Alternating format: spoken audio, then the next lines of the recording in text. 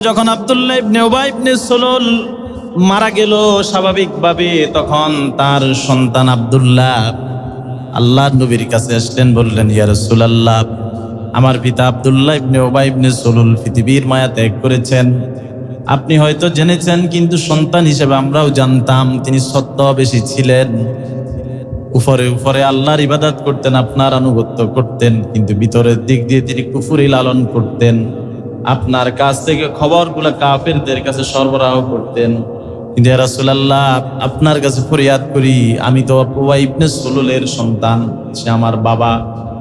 শেষ বেলায় আমি আমার বাবার জন্য আপনার কাছে ক্ষমা চাই, নবী গো, আপনি আমার বাবাকে ক্ষমা করে দেন, এবং আমার বাবা যেন জাহান্নামের আগুনে না জ্বলে আপনার একটা জুব্বা মুবারক দেন।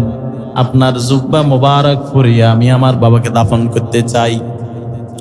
আল্লাহ নবী শুধু জুব্বা মুবারক দিলেনই না, বরং এই জুব্বা নিয়ে নবীজি স্বয়ং তার বাড়িতে উপস্থিত হলেন, তাকে এই জুব্বাটা পরিয়ে দিলেন। নবীজির মুখ থেকে থুতু মুবারক দিয়ে তার শরীরটাকে তিনি এভাবে মুছে দিলেন, যেন জাহান্নামের আযাব তাকে না জ্বালাতে পারে, জাহান্নামের আগুন। আল্লাহর পক্ষ থেকে কোরআনের আয়াত নাজিল করে রব্বুল আলামিন বলেন, নবী, এই আব্দুল্লাহ ইবনে উবাই ইবনে সুলুল নিজের জীবদ্দশায় প্রতিদিন ইসলামের ক্ষতি করেছে, আপনার ক্ষতি করেছে। সুতরাং মৃত্যুর সময়ও সে কুফরি অবস্থায় মৃত্যুবরণ করেছে। আপনি তার জন্য একবার দুইবার নয়, যদি 70 বারও ক্ষমা চান, সে যেহেতু নিজের জন্য মাপ চাওয়াতে পারে নাই, আমি আল্লাহ তাআলা তাকে ক্ষমা করব না, সে জাহান্নামী। সম্মানিত হাজিরিন, আমরা গত 2.5 বছরে ম্যাক্সিমাম 150 উপরে 160তম 60 দিনের মতো এই মিম্বর থেকে আপনাদের সামনে ইসলামের বহু বিষয় নিয়ে আপনাদের সম্মুখে আমি আলোচনা করেছি, কথা বলেছি, শিখানোর চেষ্টা করেছি, বোঝানোর চেষ্টা করেছি। সর্বশেষ যে বিষয় আজকে আপনাদের সামনে আলোচনা করব, মানুষ দিনের জীবনের প্রত্যেকটা মুহূর্তে কখনো আল্লাহর ইবাদত করে, কখনো গুনার কাজ করে, ভালো কাজ করে, এক এক সময় এক এক ধরনের কাজ। কিন্তু শেষ বেলায়, যখন মানুষের শেষ বেলায় সে যায়, তখন সবাই আল্লাহর কাছে ক্ষমা চায়, ঠিক কিনা? আলেম ওলামার কাছে এসে দোয়া চায়, তাহাজ্জুদের বিছানায় বসে মাপ চায়, তারপরে এলাকার মুরব্বী থেকে শুরু করে বন্ধু মহল, যার যেখানে বিচরণ আছে, সব জায়গায় মানুষ কি করে? শেষ বয়সে সে বলে, বাবু মাপসাপ করে দিয়েন, জীবন অনেক কিছু কষ্ট হয়েছে, এভাবে বলে কিনা? তা আপনাদের সামনে অনেকগুলো বিষয় নিয়ে আমি কথা বলেছি, আলোচনা করেছি, শেখানোর জন্য চেষ্টা করেছি। শেষ বেলায় আপনাদেরকে ক্ষমার শিক্ষাটা দিয়ে যাব বলে আমি পূর্ব থেকে এরাদা করেছি। ক্ষমা একটি মহৎ গুণ, যে ক্ষমা করতে জানে তার জীবনে কোনো দুঃখ থাকে না, ঠিক কিনা? যে ক্ষমা করতে জানে তার জীবনে কি থাকে না? আজকের এই বিষয়ে আলোচনা করার জন্য পবিত্র কোরআনুল কারীম থেকে এবং আল্লাহ রসুলের জীবন থেকে গুরুত্বপূর্ণ বিষয়সমূহকে আমি চয়ন করেছি। যদি আমরা মনোযোগ সহকারে এই বিষয়গুলো শুনি, মানি, আমল করি, তাহলে ইনশাআল্লাহ আমরাও বিগত দিনের নসিহত সমূহ এবং শেষ দিনের এই নসিহতকে যদি আমরা নিজেদের জীবন পরিচালনার জন্য ধর্মের উপর, দ্বীনের উপর দীক্ষা হিসেবে গ্রহণ করি, তাহলে আমি আশা করি আমি সহ যতজন এই কথাগুলো শুনেছি, আল্লাহ তাআলা আশা করি সকলকেই মৃত্যু পর্যন্ত মানসিক শান্তিতে রাখবে, এটা আশাবাদ। আসুন, ইন্না ফাদিলাতুল মাসলাহাতুন নাসি আযীমাত, মানুষকে ক্ষমা করা একটা মহৎ গুণ। জীবনের প্রত্যেকটা মুহূর্তে ক্ষমার দৃষ্টান্ত রাখা মানুষের জীবনের সবচেয়ে বড় গুণ। আল্লাহ তাআলা পৃথিবীতে যত মাখলুকাত আছে, সকল মাখলুকাতের খালিক কে? আল্লাহ। সকল মাখলুকাতের খালিক হলেন আল্লাহ। সবচেয়ে বড় ক্ষমার দৃষ্টান্ত আল্লাহ তাআলা স্থাপন করেছেন কোরআনুল কারীম। আমরা প্রতিনিয়ত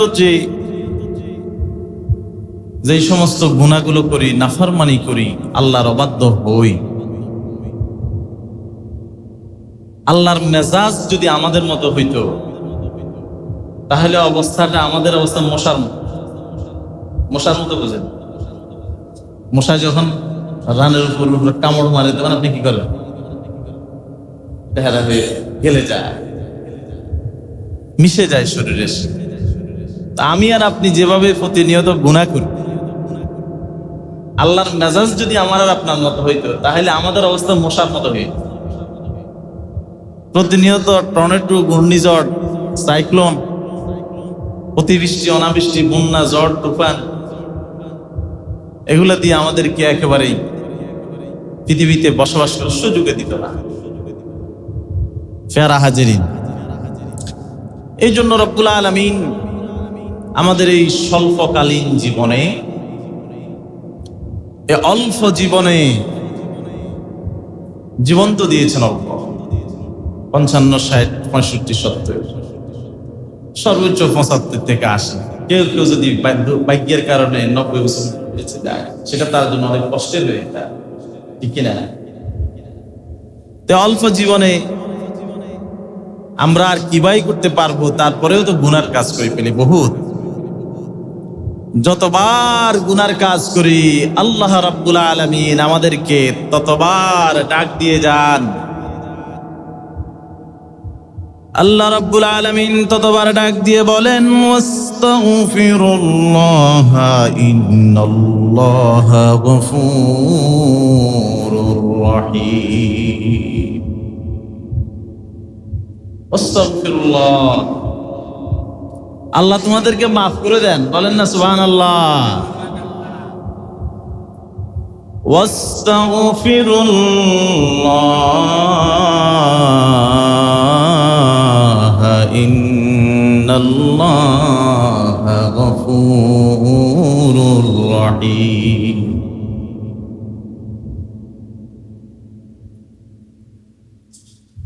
যতবার গুনার কাজ করি, আমাদের কাজ হলো শুধু গুনাহ করা। প্রত্যেক গুনার শেষে আল্লাহ রাব্বুল আলামিন আমাদেরকে ডাক দিয়ে বলেন, আমি তোমাদেরকে মাফ করে দিই। কিন্তু মানুষ হয়ে আমরা আল্লাহ রাব্বুল আলামিনের যে নাফরমানিগুলো করি, আল্লাহ রাব্বুল আলামিন ইচ্ছে করলে আমাদের থেকে প্রতিনিয়ত প্রতিশোধ দিতে পারতেন, কিন্তু প্রতিশোধ দেন না। প্রতিশোধ নেন আল্লাহ। আল্লাহর এই গুণ থেকে কিছু গুণ পেয়েছেন তার রাসূল। মেরা হাজিরিন, আল্লাহ যে বারবার মাফ করেন আমাদেরকে, কেন মাফ করেন? কেন মাফ করেন এই কথাটাও কোরআনুল কারীমে রব্বুল আলামিন বলেছেন, ওয়াকুল রাব্বিগফির ওয়ারহাম ওয়া আনতা খায়রুর রাহিমিন। তার নবীকে ডাক দিয়ে বলেছেন, ওয়াকুল, হে নবী আপনি বলেন, রব্বিগফির, তোমার রবের কাজই হলো মাফ করা। আল্লাহর কাজই হলো তার বান্দাদেরকে মাফ করে দেওয়া। আপনার বাড়ির জালাখাতের মধ্যে কারো ছাগল যদি এসে যায় জ্বালা খাওয়ার জন্য, আপনি ওই সামান্য ছাগলকেও মাফ করতে পারেন না। আপনার ঘরের কোনো খাওয়ার যদি পাশের ঘরের মুরগি বা মোরগ এসে খেয়ে ফেলে, তাও মাফ করতে পারেন না। সামান্য মোরগ যদি আপনার ঘরে কিছু খেয়ে ফেলে, মাফ করেন? একেবারে ধুমাধুম লেগে যায়।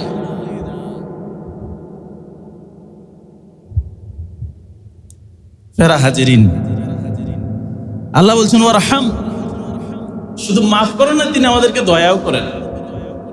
তিনি আমাদেরকে শুধু কি করেন না, মাফ করেন না, তিনি প্রতিটা মুহূর্তে প্রতিটা কদমে তিনি আমাদেরকে দয়া করেন। হঠাৎ বৃষ্টি চলে আসছে, আবার রোদ উঠে যাচ্ছে, একেবারে ঠাড়াভাঙ্গা রোদের উপর আবার বৃষ্টি নেমে তিনি আমাদেরকে রহম করতেছেন, দয়া করতেছেন। প্রতিনিয়ত আমরা যে জুলুম, অনাচার, অবিচার, ফাফাচার করতেছি, এটার প্রতিশোধ যদি আল্লাহ তাআলা নিতেন তাহলে পৃথিবীতে কেউ বসবাস করার সুযোগ হতো না। আল্লাহ রাব্বুল আলামিন তার এই ক্ষমার গুণের বহির প্রকাশ ঘটাতে গিয়ে কোরআনুল কারিমে তিনি ইরশাদ করে বলেছেন, ইন্নাল্লাযীনা ইয়াখশাউনা রাব্বাহুম বিল গায়বি লাহুম মাগফিরাতুন ওয়া আজরুন কাবীর। ইন্নাল্লাযীনা, নিশ্চয় যারা, ইয়াখশাউনা রাব্বাহুম, তাদের রবকে ভয় করে। আল্লাহর রবকে ভয় করে পৃথিবীতে মানুষের সংখ্যা কম না বেশি? কথা বলতে হবে, কম না বেশি? কম। পৃথিবীতে আল্লাহকে ভয় করে চলে এরকম মানুষের সংখ্যা কম। এই সংখ্যাটা খুবই লিমিটেড, একবারে কম সংখ্যা। এই জন্যই তো হাদিস শরীফে এসেছে, পৃথিবীতে যতদিন পর্যন্ত একজন মুমিন থাকবে, আল্লাহ বলার মতো একজন লোক থাকবে, ততদিন পর্যন্ত কিয়ামত হবে না। ওই যে ইন্নাল্লাযীনা ইয়াখশাউনা রাব্বাহুম, যারা আল্লাহকে বিল গায়বি, যারা আল্লাহর গায়বকে বিশ্বাস করে এবং ভয় করে, তাদের সম্মানে কিয়ামত হবে। আর এই ভয়ের যারা আল্লাহকে, এই যে কম সংখ্যক মানুষের কথা বললাম, এই কম সংখ্যক মানুষের মধ্যে আল্লাহ রাব্বুল আলামিন তামাম পৃথিবীর সমস্ত মানুষদের থেকে উলামাদেরকে তিনি পৃথক করে বলেছেন, ইন্নাল্লাহা ইয়াখশাল্লাহু মিন ইবাদিহিল উলামা, ইন্নামা ইয়াখশাল্লাহু মিন ইবাদিহিল উলামা। আল্লাহর বান্দাদের মধ্যে যারা উলামা, আলেম, তারাই আল্লাহকে বেশি ভয় করে। এটা স্বয়ং আল্লাহ বলেছেন। আল্লাহর বান্দাদের মধ্যে যারা আলেম, উলামা, তারা আল্লাহ কি করেন? বেশি ভয় করেন। এই জন্য যখন এই মানব জাতি, মুসলিম জাতি, মুমিন ইমানদার পৃথিবীতে আগমন করে, পৃথিবীতে আসে, সর্বপ্রথম এই মুমিনদের সন্তানদেরকে কাদের হাতে দেওয়া হয়? আলেমদের হাতে দেওয়া হয়। একটু আজান দিয়ে দেন, দোয়া করে দেন, ঠিক কিনা? আলেমদের হাতে দেওয়া হয়। আজান দিয়ে দেন, দোয়া করে দেন, নামটা রেখে দেন। মাঝখানে জীবনের বহু গতিপথ আপনার আমার এদিক সেদিক উলট পালট হয়ে গেল। সারা জীবনে হয়তো এই আলেমের সাথে বহুভাবে বেয়াদবি করেছি, কিন্তু শেষ বেলায় যখন আমি এই পৃথিবী ছেড়ে চলে গেলাম, তখন আমার ওই রূহবিহীন কফিনটা আরেকজন আলেমের সামনে উপস্থিত করা হলো, ঠিক কিনা? আরে দুর্ভাগা জাতি, শেষ বেলায়ও আমার এই কফিনটা একজন আলেমের সামনে উপস্থিত করা হলো। আলেমের সামনে, ওলামার সামনে আমাকে এতিমের মতো, ভিক্ষুকের মতো আল্লাহ দাঁড় করিয়ে দিলেন। কিন্তু যতদিন এই দেহের রুহটা আছে, ততদিন আলেম ওলামার কথা শুনলাম না, উপদেশ মানলাম না, নসিহত গুলা গ্রহণ করলাম না, কোরআন হাদিসের শিক্ষা নিলাম না। শিক্ষা তো নিলামই না, বরং কথাগুলো যদি আমার মনের বিপক্ষে যায়, ইনিয়ে বিনিয়ে ঘুরিয়ে পেঁচিয়ে আমি এর বিরোধিতায় নিজেকে সমাজের মধ্যে প্রতিষ্ঠিত করেছি। তিনি যে আল্লাহর কথা বলেছেন সেই কথাটা একবারও অন্তর্দৃষ্টি দিয়ে চিন্তা করলাম না। তিনি তো আল্লাহর কথা বলেছেন, তিনি বলেছেন সুদ খেও না, ঘুষ খেও না, জানা ব্যভিচার করো না, মিথ্যা বলো না, অন্যের উপর জুলুম করো না। সেগুলোকে অন্তর্দৃষ্টি দিয়ে চিন্তা করলাম। এই জন্য আল্লাহর অন্যতম গুণ হলো তিনি যারা তাকে ভয় করে তাদের উসিলায় তিনি এই পৃথিবীকে কিয়ামত পর্যন্ত, কিয়ামত ততদিন হবে না যতদিন পৃথিবীতে আল্লাহর ভয়ের, আল্লাহকে যারা ভয় করে এই পরিমাণ লোক পৃথিবীতে থাকবে, এই শ্রেণীর লোক পৃথিবীতে থাকবে। সম্মানিত হাজিরিন, যারা জীবনের বহু অংশ পার করে দিছি আল্লাহর ফয়সালা। আপনি আমি অনেকেই বাদ্দিককে পৌঁছে গেছি। সমাজের মানুষ আপনাকে নিয়ে আমাকে নিয়ে ভাবে হয়তো সামনের বছর মারা যেতে পারে, ঠিক না? আবার অনেক মুরব্বীরা এরকম আছেন না, বলেন বাবুরে আগামী ঈদের সময় আপনার লোক দেখা হইব কিনা জানি না, মাফ করে দিয়ে, ঠিক কিনা? এ রমজানের শেষ তারাবির সময় অনেক মুরব্বীরা এসে দোয়া চান, আমার জন্য একটু খাস করে দোয়া করিয়েন বাবুরে আগামী রমজান আমি পাবো কিনা বলতে পারি। যদিও আমাদের সকলের জন্য কথা হওয়া উচিত, কিন্তু পরিস্থিতির কারণে বয়স্করা একথা বেশি বলে। সারা জীবন যারা আল্লাহর কথাগুলো মানি নাই, আল্লাহকে যারা সারা জীবন ভয় পায় নাই, সারা জীবন যারা পাপের সাথে গুনার সাথে ওতপ্রোতভাবে জড়িত ছিলাম, আল্লাহ তাআলা তাদেরকে লক্ষ্য করে বলেছেন, কুল ইয়া ইবাদিয়াল্লাযীনা আসরাফু আলা আনফুসিহিম লা তাকনাতু মির রাহমাতিল্লাহ। যারা পারেন সবাই আমার সাথে এই আয়াতটি পড়ুন, কুল ইয়া ইবাদিয়াল্লাযীনা আসরাফু আলা আনফুসিহিম লা তাকনাতু মির রাহমাতিল্লাহ ইন্নাল্লাহা ইয়াগফিরুয যুনুবা জামিআ ইন্নাহু হুয়াল গফুরুর রহিম। ও আমার বান্দারা, ইয়া ইবাদিয়াল্লাযী, ও আমার বান্দারা, তোমরা ভয় পেও না। সারা জীবন গুনাহ করছো, সারা জীবন পাপের কাজ করছো, সারা জীবন আমার হুকুম পালন করো নাই, আমার হকগুলো তুমি অনিষ্ট করো, তুমি আমার হকগুলো রক্ষা করে চলতে পারো নাই, আমার হককে নাহক করেছো। যদি বান্দার হক খাই না, আল্লাহ আল্লাহর হকের কথা বলছি, বান্দার হকের কথা বলে নাই। বান্দার হক কিন্তু নষ্ট করা যাবে না। কেমন? বান্দার হক বান্দাকে ফিরে দেওয়ার পরেই তাদের জন্য এই কথা। যারা সারা জীবন গোমরাহিতে ছিলা, গুনার পথে ছিলা, সারা জীবন যারা কুফরি করেছো, শিরিক করেছো, সারা জীবন যারা মিথ্যা কথা বলেছো, চুরি করেছো, এরপরে জানা ব্যভিচার করেছো, অশ্লীল যত ধরনের কাজ আছে সকল কাজগুলো করেছো, ও আমার বান্দারা অন্তর্দৃষ্টি দিয়ে শোনো, তোমরা লা তাকনাতু মির রাহমাতিল্লাহ, আমার রহমত থেকে নৈরাশ হইও না। আমার রহমত তোমার জন্য মৃত্যু পর্যন্ত চলমান থাকবে। মৃত্যুর পরে তো ফয়সালা হয়ে যাবে, তোমার আমলের উপর তোমার ভাগ্য নির্ধারণ হয়ে যাবে। পৃথিবীতে যা করবে সেখানে আবার আল্লাহ তাআলা রহমত দেখাবেন না, সেখানে তার নাম রাহিম। মৃত্যুর পর আল্লাহর নাম রাহিম, মৃত্যুর আগ পর্যন্ত রহমান। কথা বুঝতে পেরেছে? রহমান মানে হলো তিনি পৃথিবীতে যত মাখলুকাত আছে সকলের সকল দায়িত্ব দায়ভার বহন করেন, সকল দায় দায়িত্ব তিনি গ্রহণ করেন। আর রাহিম হলো শুধুমাত্র পৃথিবীতে যারা আল্লাহর হক পালন করে, আল্লাহর হুকুম পালন করে কিয়ামতের মাঠে যাবে, তাদের জন্য সেখানে রাহিম হবেন। এই জন্য এই রাহিমের সিফাতে সবাই আল্লাহর কাছে সুবিধা পাবে না। আল্লাহর রহমত থেকে তোমরা নৈরাশ হও না।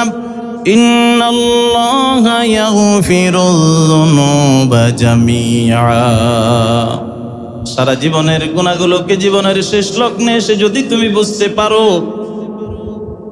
আর বুঝার পরে যদি তোমার সমস্ত গুনাহকে একসাথ করে সামনে উপস্থাপন করে বান্দার সমস্ত হকগুলো বান্দাদেরকে বুঝিয়ে দিয়ে আল্লাহর কাছে যদি হাত তুলে তওবা করো, পাপ কাজ ছেড়ে দাও, আল্লাহ রাব্বুল আলামিন বলেছেন, আল্লাহ তাআলা বলেছেন, ইন্নাল্লাহা ইয়াগফিরুয যুনুবা জামিআ।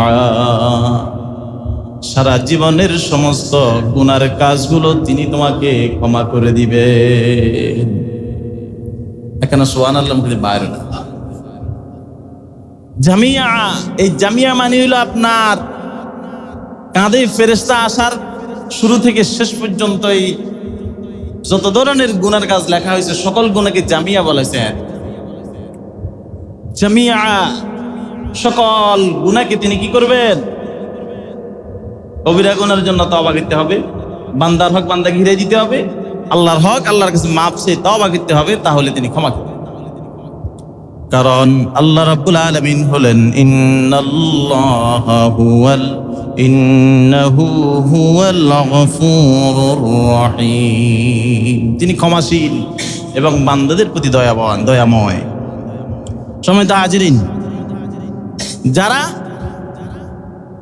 যে সমস্ত বান্দারা পাপ কাজ সামনে আসার পরে চিন্তা ভাবনা করে যদি দেখে এটা গুনার কাজ, কবিরা গুনাহ, কবিরা গুনাহকে যদি তিনি অ্যাভয়েড করে চলতে পারেন, কবিরা গুনাহকে তিনি যদি বাদ দিয়ে চলতে পারেন, তাহলে আল্লাহ তাআলা তার জন্য অন্য সকল ধরনের গুনাহগুলোকে তিনি, তার অন্য সকল পাপগুলো তিনি মুছে দিবেন, ক্ষমা করে দিবেন। আল্লাহ রাব্বুল আলামিন বলেন, الذين يجتنبون كبائر الإثم والفواحش إلا اللمم إن ربك واسع المغفرة। যারা নাকি জীবনের অন্তিম মুহূর্তে সামনে এসে পড়া বড় বড় সকল গুনাহগুলোকে ছেড়ে আল্লাহর সামনে নিজেকে উপস্থাপন করতে পারবে, যখন তিনি একেবারে গুনাহের সম্মুখীন হয়ে যাবেন, তারপরে গুনাহ করবেন না, বড় সকল ধরনের গুনাহগুলোকে তিনি ছেড়ে দিবেন। আল্লাহ রাব্বুল আলামিন বলেন, আমি তার জীবনের ছোটখাটো যত ধরনের আরো ভুল ত্রুটি আছে সব ভুল ত্রুটিগুলা ক্ষমা করে দেব। সকল ভুল ত্রুটিগুলা, তার সকল পাপগুলোকে তিনি মাফ করে দিবেন। আপনার জীবনে যত গুনাহ থাকুক, এই গুনাহ মাফ পাওয়ার জন্য একটা কৌশল আল্লাহ কোরআনুল কারীমে আমাদেরকে শিখিয়ে দিয়েছে।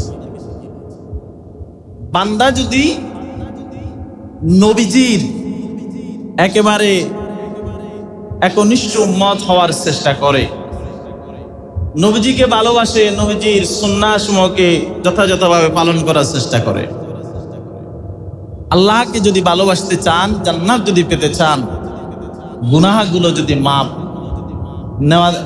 মাপ চান, গুনাহগুলো থেকে যদি মাপ পেতে চান, তাহলে আপনার সম্পর্কে আল্লাহ তাআলা কোরআনুল কারীমে সুসংবাদ দিয়েছেন। আল্লাহ রাব্বুল আলামিন বলেন, ফাবিমা কুল ইন কুনতুম তুহিব্বুনাল্লাহা ফাত্তাবিউনি ইউহিব্বুকুমুল্লাহ ওয়া ইয়াগফির লাকুম যুনুবাকুম ওয়াল্লাহু গফুরুর রহিম। ইন কুনতুম তুহিব্বুনাল্লাহ, তোমরা যদি আল্লাহকে ভালোবাসতে চাও, আল্লাহর ভালোবাসা যদি এই অন্তরে তোমরা ধারণ করতে চাও, লালন করতে চাও, যারা নিজেদের স্থান থেকে আল্লাহ রাব্বুল আলামিনকে ভালোবাসতে চান, আল্লাহ রাব্বুল আলামিন বলেছেন, ও আমার সেই বান্দারা, ফাত্তাবিউনি ইউহিব্বুকুমুল্লাহ, আমার রাসূলকে ভালোবাসো, আমার রাসূলকে অনুসরণ করো, ফাত্তাবিউনি, আমি রাসূলের অনুসরণ করো, অনুকরণ করো। আমি রাসূল যেভাবে চলেছি সেইভাবে চলার চেষ্টা করো। আমি আপনি তো হুবহু রাসূলের মতো চলতে পারবো না। কি বলেন, পারবো? কেউ হুবহু তো পারবো না, কারণ পারলে তো আমি আপনি রাসূল হয়ে যেতাম। পারলে তো আমরা কি হয়ে যেতাম? রাসূল হয়ে যেতাম। আমরা হুবহু রাসূলের মতো চলতে পারবো না, তবে পারার চেষ্টা করতে হবে। চেষ্টা করতে হবে না? চেষ্টা করতে হবে, তাহলে না মাপ চাওয়াটা সহজ হবে। আল্লাহ বলবো চেষ্টা করছিস, মাফ করে দিই, চলে যা। কথা বুঝেন না? আল্লাহ তো ইচ্ছা করে একবার জাহান্নামে দিতে চায় না। কি বলেন? যদি জাহান্নামে দিতে চাই তো জান্নাত বানাই, জাহান্নাম বানাইছে যেন আমরা ফাফাসান না করি। অন্তত জাহান্নামের বই কি করে কিনা করি, ফাফাসান না করি, গুনাহ না করি। পরীক্ষার হলের মধ্যে সিসি ক্যামেরা কেন লাগায়? যাতে করে ছাত্রছাত্রীরা নকল না করে, সেটা একটা ভয়। গুনাহ থেকে ভয় পাওয়ার জন্য জাহান্নাম ধরনের একটা সিসি ক্যামেরা, জাহান্নামের ভয় যেন এখানে থাকে। কিন্তু এখন তো জাহান্নাম বিশ্বাসই করি না, করলে তো ফাফাসার গুনার কাজ করতাম। সময় তো আজই। এই জন্য ফাত্তাবিউনি ইউহিব্বুকুমুল্লাহ, যদি রাসূলের অনুসরণ করো তাহলে আল্লাহ তোমাদেরকে ভালোবাসবেন। শুধু ভালোবাসবেন না, ওয়ায়াগফিরু লাকুম যুনুবাকুম ওয়াল্লাহু গফুরুর রহিম, তিনি তোমাদের জীবনের সমস্ত গুনাহগুলোকে ক্ষমা করে দিবেন। কারণ ইন্নাল্লাহা গফুরুর রহিম, তিনি হলেন ক্ষমাশীল এবং বান্দাদের জন্য পরম দয়ালু। বলেন সুবহানাল্লাহ। আল্লাহর হাবিব বিশ্বনবী জনাবি মুহাম্মদুর রাসূলুল্লাহ সাল্লাল্লাহু আলাইহি ওয়াসাল্লাম মক্কার 13 বছর জিন্দেগি এবং মদিনার 10 বছর জিন্দেগিতে তার একজন শত্রু তৈরি হলো না। শুধুমাত্র যারা আল্লাহর শত্রু ছিল, ইমানের শত্রু ছিল, ইসলামের শত্রু ছিল, ধর্মের জন্য তাকে ঘৃণা করেছেন।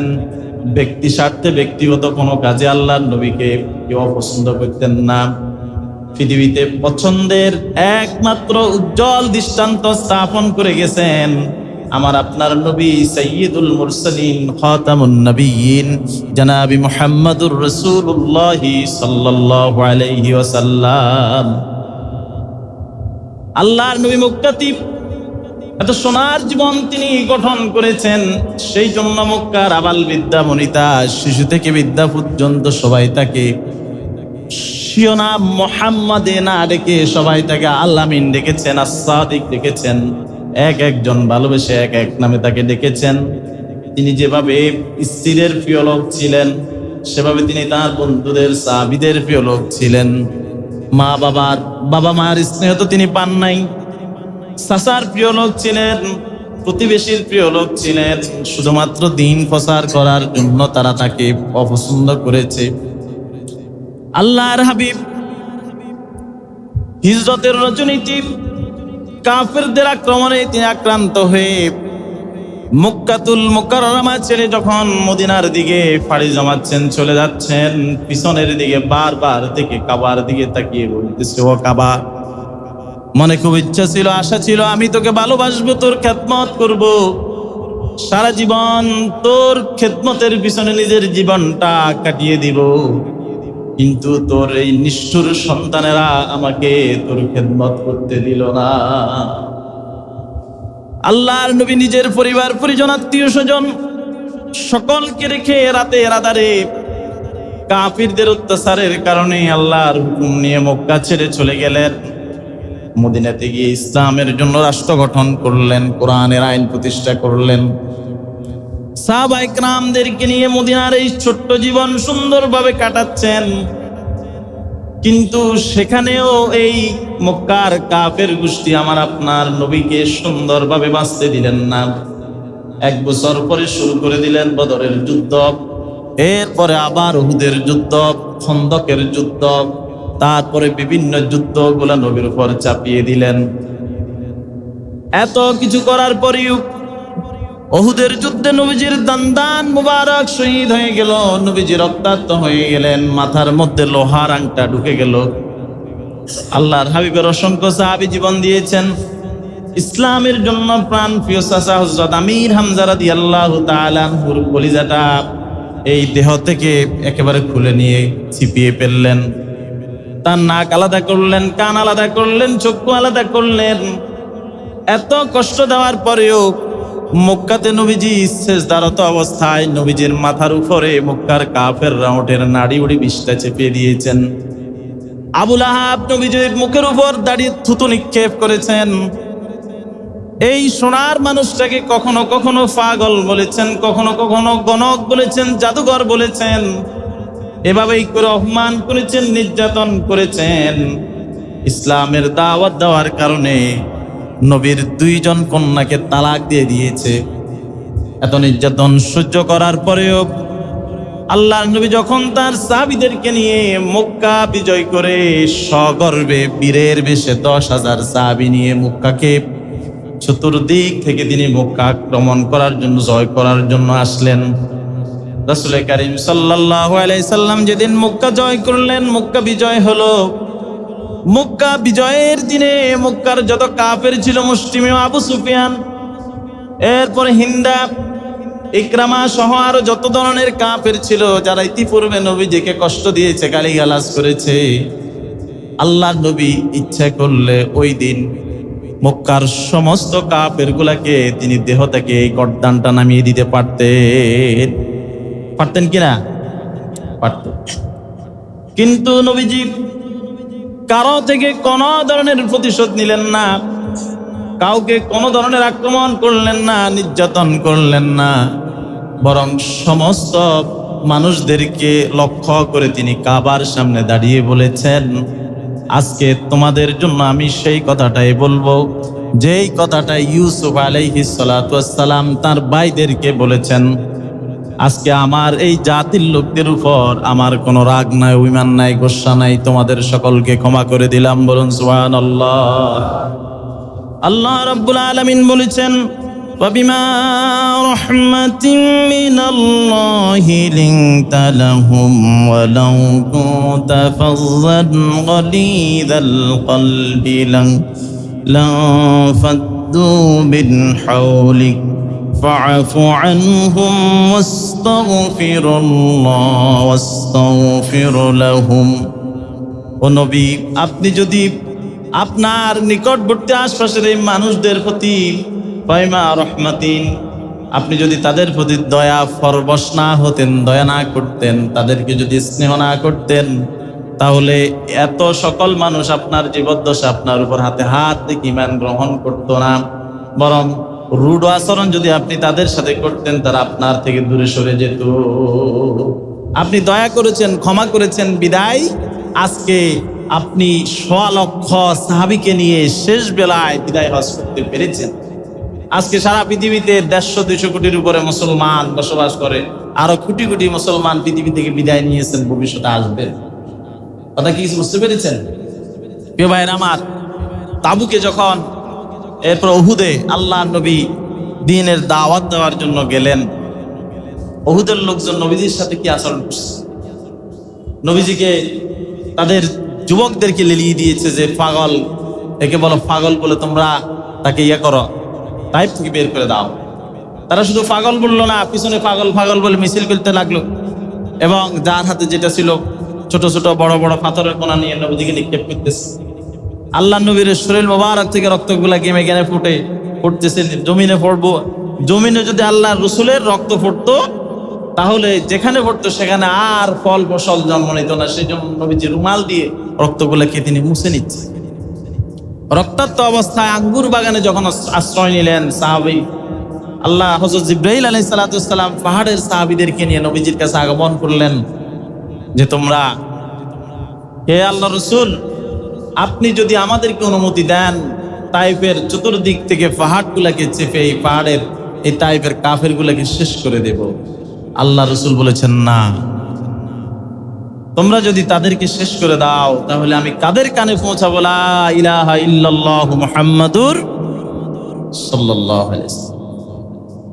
প্রিয় ভাইয়ের আমার, রাসূল করিম সাল্লাল্লাহু আলাইহি সাল্লাম একদিন জিহাদ থেকে তিনি প্রত্যাবর্তন করতেছেন সাহাবায়ে কিরামদেরকে নিয়ে। প্রতিমধ্যে সবাই রাস্তার থেকে একটা জায়গায় তারা বিশ্রাম করতেছেন, আরাম করতেছেন। বিশ্রামরত অবস্থায় সাহাবীরা এক পাশে, নবীজি এক পাশে বিশ্রাম নিচ্ছেন।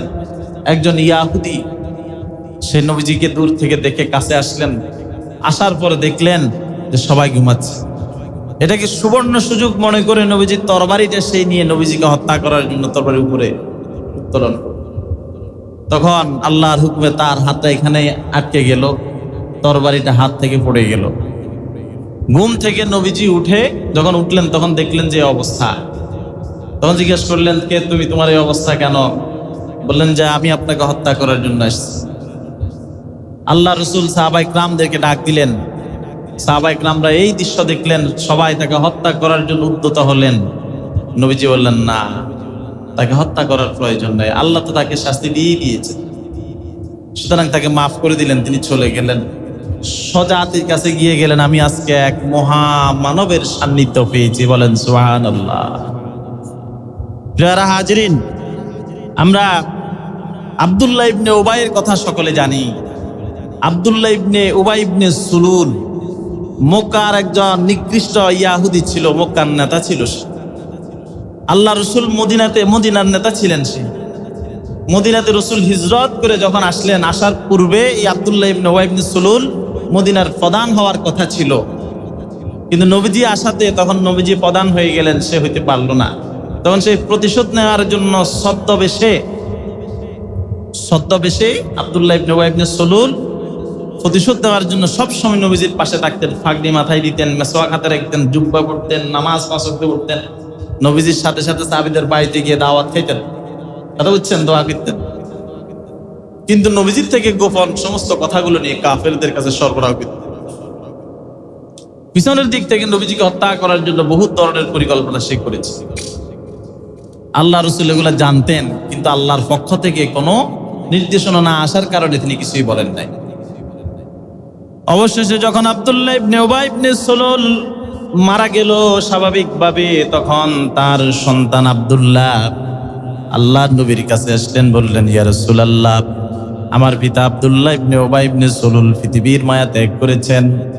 আপনি হয়তো জেনেছেন, কিন্তু সন্তান হিসেবে আমরাও জানতাম তিনি ছদ্মবেশী ছিলেন। উপরে উপরে আল্লাহর ইবাদত করতেন, আপনার আনুগত্য করতেন, কিন্তু ভিতরের দিক দিয়ে তিনি কুফরি লালন করতেন। আপনার কাছ থেকে খবরগুলো কাফেরদের কাছে সরবরাহ করতেন। কিন্তু ইয়া রাসূলুল্লাহ, আপনার কাছে ফরিয়াদ করি, আমি তো উবাই ইবনে সুলুলের সন্তান, সে আমার বাবা। শেষ বেলায় আমি আমার বাবার জন্য আপনার কাছে ক্ষমা চাই। নবী গো, আপনি আমার বাবাকে ক্ষমা করে দেন এবং আমার বাবা যেন জাহান্নামের আগুনে না জ্বলে আপনার একটা জুব্বা মুবারক দেন। আপনার জুব্বা মুবারক পরিয়ে আমি আমার বাবাকে দাফন করতে চাই। আল্লাহর নবী শুধু জুব্বা মুবারক দিলেনই না, বরং এই জুব্বা নিয়ে নবীজি স্বয়ং তার বাড়িতে উপস্থিত হলেন, তাকে এই জুব্বাটা পরিয়ে দিলেন। নবীজির মুখ থেকে থুতু মুবারক দিয়ে তার শরীরটাকে তিনি এভাবে মুছে দিলেন, যেন জাহান্নামের আযাব তাকে না জ্বালাতে পারে, জাহান্নামের আগুন। আল্লাহর পক্ষ থেকে কোরআনের আয়াত নাজিল করে রব্বুল আলামিন বলেন, নবী, এই আব্দুল্লাহ ইবনে উবাই ইবনে সুলুল নিজের জীবদ্দশায় প্রতিদিন ইসলামের ক্ষতি করেছে, আপনার ক্ষতি করেছে। সুতরাং মৃত্যুর সময়ও সে কুফরি অবস্থায় মৃত্যুবরণ করেছে। আপনি তার জন্য একবার দুইবার নয়, যদি 70 বারও ক্ষমা চান, সে যেহেতু নিজের জন্য মাপ চাওয়াতে পারে নাই, আমি আল্লাহ তাআলা তাকে ক্ষমা করব না, সে জাহান্নামী। নাউজুবিল্লাহি মিন যালিক। এই জন্য আলোচনার শেষ লগ্নে এসে আমি আপনাদেরকে বলি, আমরা যে জীবনে, এই ছোট জীবনে অনেক পাপ আমরা করেছি। ক্ষমার দৃষ্টান্ত আপনাদেরকে শোনালাম, আবার ক্ষমা না করার দৃষ্টান্ত শোনালাম। মক্কা বিজয়ের দিন নবীজি তিনি প্রকাশ্যে ঘোষণা দিলেন, তোমরা হিন্দা ইবনে আবু জাহাল সহ আরো কয়েকজন ওয়াসি, হিন্দা, এই সমস্ত লোকদের 4-5 জনের নাম উল্লেখ করে বললেন, এদেরকে যেখানে পাবে সেখানে হত্যা করবে। আল্লাহ রসুল বললেন, নবীজির সারা জীবনের দৃষ্টান্ত হইল ক্ষমার, কিন্তু এই কয়েকজন লোককে ক্ষমা করলেন না, তারা গুরুতর অপরাধ করেছেন। ওয়াসি খঞ্জর দিয়ে নবীজির চাচা হামজার এই দেহ থেকে কলিজাটা একেবারে ফুটো করে নিয়ে হিন্দার হাতে দিলেন। হিন্দা এটাকে চিপিয়ে চিপিয়ে ফেলে দিলেন, দাঁত দিয়ে চিপিয়ে চিপিয়ে এটাকে পালাইলেন। কেউ কেউ বলছেন খাইছেন। এই জন্য তাদের উপর একটা ছাপা ক্ষোভ তৈরি হয়েছে। ক্ষোভের কারণে বললেন তাদেরকে যেখানে পাও সেখানে হত্যা করবে। তখন তারা যখন এই ঘোষণা শুনতে পারলো তখন তারা আত্মগোপনে চলে গেল। আত্মগোপনে গিয়ে তারা চিন্তা করলো মুহাম্মদ ইসলাম তো রহমতের সাগর, দয়ার আধার, তার কাছে যদি কোনো রকম আমরা যেতে পারি তাহলে হয়তো তিনি আমাদেরকে ক্ষমা করে দিবেন। সবাই সবার স্থান থেকে চাদর মুড়ি দিয়ে মুখ ডেকে আল্লাহ রসুলের কাছে পালিয়ে আসলেন, এসে নবীজির কাছে ক্ষমা চাইলেন। আল্লাহর নবী তখন তাদেরকে ক্ষমা করে দিলেন আর বলে দিলেন যে তোমরা আমার চোখের সামনে কখন আসবে না, আমার চোখের কাছে।